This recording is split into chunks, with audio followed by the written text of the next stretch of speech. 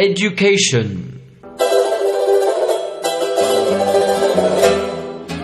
The Incan state considered education vital for its development, and that only knowledge and ignorance were the root of all good and evil in mankind and society. This is why the teachers were priests and priestesses,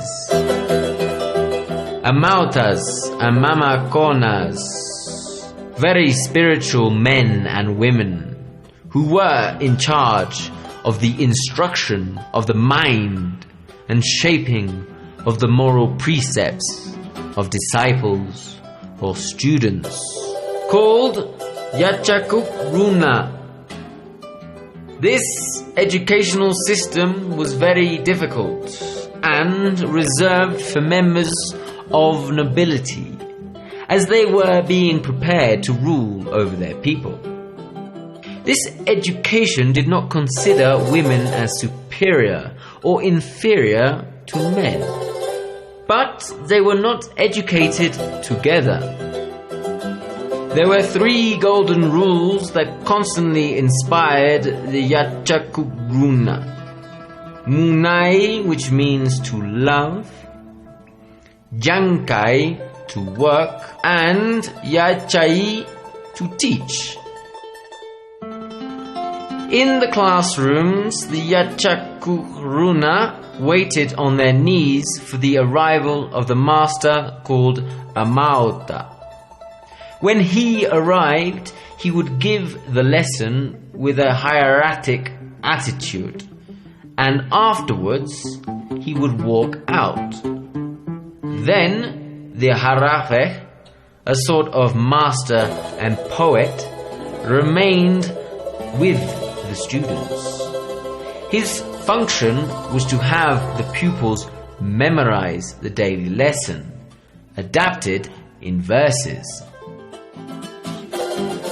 The Yachaiwasi was the house of knowledge, where the noble children and youngsters were educated.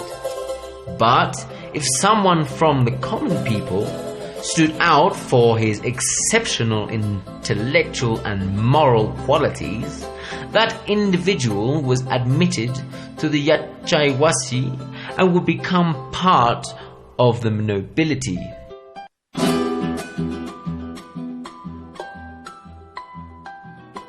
For the Incan educational system, it was important to educate the youngsters' body as well as their soul. Therefore, they were instructed in music, speech, poetry, theatre, philosophy, politics, law, mathematics, geometry, economy, accounting, statistics, land surveying, hydraulics, geography, science, and astronomy.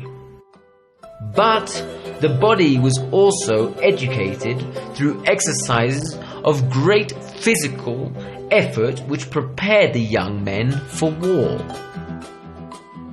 The majority of students ended their education at 16 years of age, participating in a masculine initiation ceremony called Huarachicoi, during which there were very harsh competitions which frequently ended with the death of some of them.